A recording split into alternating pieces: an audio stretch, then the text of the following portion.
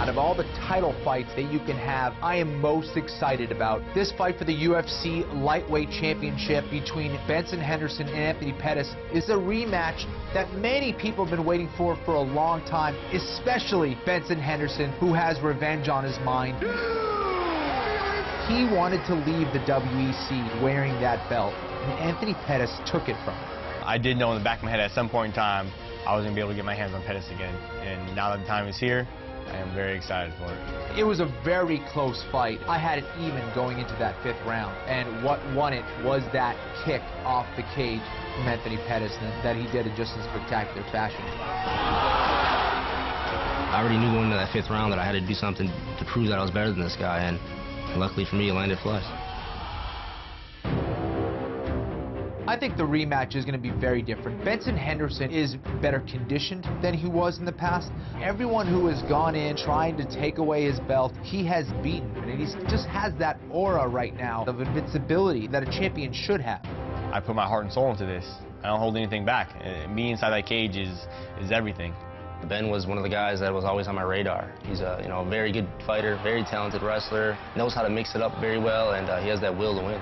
Third takedown of the fight for Benson. Benson loves to take people down. He's got a grinding style of wrestling where he gets you up against the cage, he makes your life miserable, he imposes his will, he uses his size and strength to tire you out, and he's improved his striking leaps and bounds since the first fight against Pettis. So if he is forced to stay on the feet against Anthony Pettis, he is much, much better on the feet than when they first faced each other. Big shots by Henderson. But he loves to impose his will on the ground. That's where Benson Henderson is very dangerous. Trying to finish it here.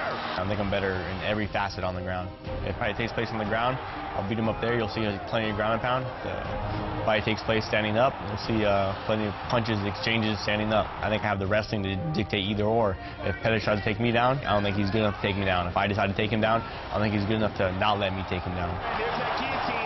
Can he finish it? Power for power, I would say I'm more powerful than Pettis. He's very powerful. It's not power. I mean, when you're in there, it's not how strong you are. It's how can you set your moves up? How can you be 2 steps ahead of your opponent? How can you make your opponent make the mistake of walking in and catching him? I do a pretty good job of not getting hit in my fights. I'm going to keep doing that against Pettis, too. Oh, big right hand by Henderson, though. The only loss that Benson Henderson has experienced fighting in the WEC or in the UFC has been against Anthony Showtime Pettis. He wants to go in there and show that, listen, you're in the UFC now, this is my belt, and I'm going to show you why. When Ben Henderson won that belt, that was when I started thinking about the rematch right away.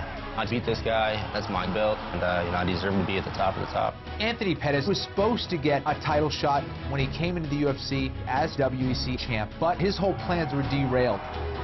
And he was scheduled to fight for the belt at 145 pounds against Jose Aldo.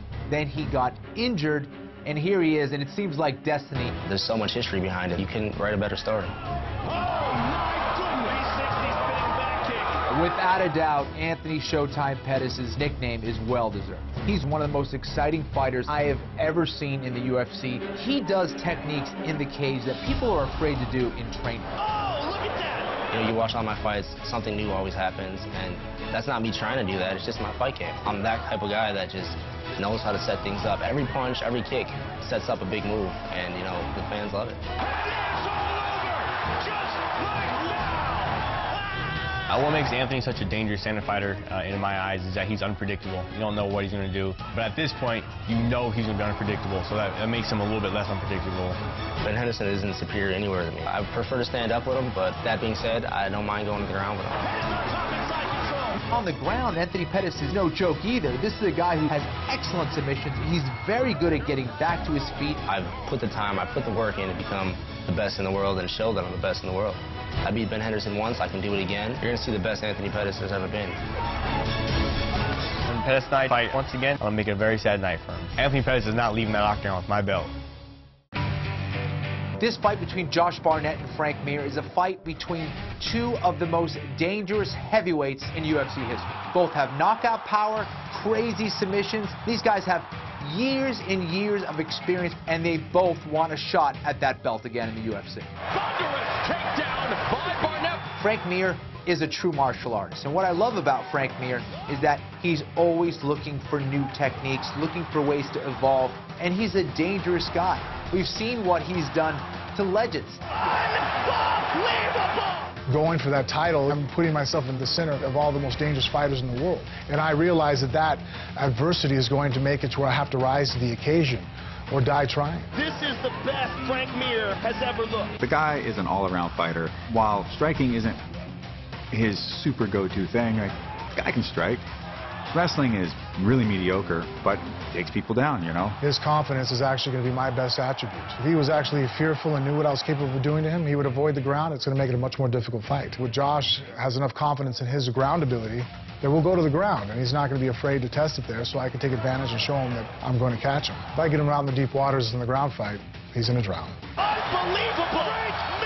Frank Mir has the most UFC fights out of any heavyweight out there. He has fought the best and beaten the best. But he's on a little bit of a skid here, and he realizes that a win over a great name like Josh Barnett puts him right back into contention. The opportunity to go out there and take out Josh, you know, it's huge. Anytime you bring up catch wrestling or submission grappling, my name inevitably comes up in the conversation, so does Josh's name. And I've always felt that I'm better. Josh Barnett was one of the most promising mixed martial arts fighters in the world. Back in 2002, he became the youngest champion in UFC history. He had just beaten Randy Couture for the heavyweight belt, and then he tested positive for steroids. That whole part of my life was a real crash course in how complex things can really become. I am a different person than I was when I was 24.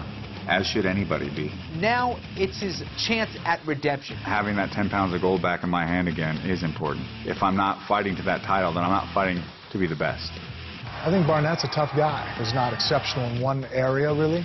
He's not a professional boxer level. I don't think he's world champion on the ground individually. But I think as a combined art, he's one of the best mixed martial artists in the heavyweight division. If you want to look at our records, I have more wins than he has fights. Both Josh Barnett and Frank Mir are finishers. Those guys will live by the sword and die by the sword, and I don't see this fight going the distance. I think one of these guys are either going to submit the other or knock the other one out. I think I'm the better striker on the feet. I know I hit harder. I think he uses his stand-up more or less to kind of mark you and touch you and get you sidetracked to close the distance and get a takedown. Whereas when I'm throwing strikes, I'm trying to hope to make sure that strike finishes the fight. Whether he's a better striker or how hard he hits is irrelevant until he gets in the ring with me. I have an over 80% finishing ratio. I will finish Frank Mir, be it on the ground or on the feet or wherever it ends up. There's no way on his career he's ever even remotely been as devastating as I am. And if he thinks he's going to find that opportunity in our fight to try to find out, it's the worst person in the world to go ahead and go for a submission for submission move. Devastating submissions, no one thinks of Josh Barnett, they think of Frank Mir. People not tapping and allowing him to tear their stuff off, I don't think that really makes you devastating. I get a hold of stuff and people sometimes tap early because they're already well aware of that I will tear everything off. And if I'll tear your arm off, if you don't tap, I'm tearing something else. Oh, he's hurt badly. We all think we're the best, but my record speaks for itself. You're only the best once the hand gets raised afterwards. Everything else is just talk, it's cheap. I want the greatest Frank Mir that has ever walked this earth. So that when I completely destroy this guy, he knows the best he could ever be will never beat me. Everybody be honest right now. If you had to post a fight against me, are you going to let me get your arm? You're going to post up real easy? You're going to let me grab your ankle and not freak out? You're going to freak out. UFC lightweight champion Benson Henderson faces the man responsible for his most bitter defeat. I want to get that Pettis stain off my soul. #1 contender Anthony Pettis plans to take the title he feels is rightfully his. Where's my belt? I'm definitely looking forward to it. I want to get my hands on them. I want the champ. I want that belt. We got ourselves a fight for the lightweight championship.